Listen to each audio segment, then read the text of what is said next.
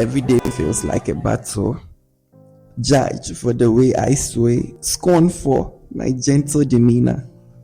We thought acceptance was our birthright, but instead, we are ostracized, labeled with shame.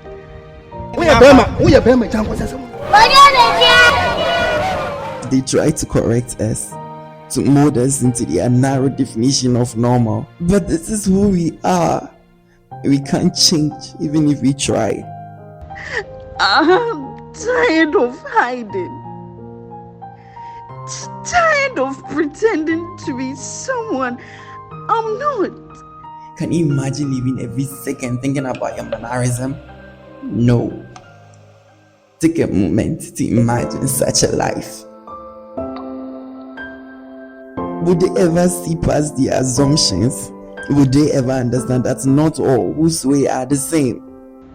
But maybe, just maybe, if we share our stories, if we show them the truth behind their stereotypes, they'll realize that diversity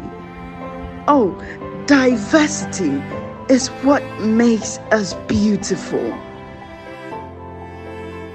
We won't let their ignorance dim our light. We'll stand tall together and prove that there is strength in embracing our true selves.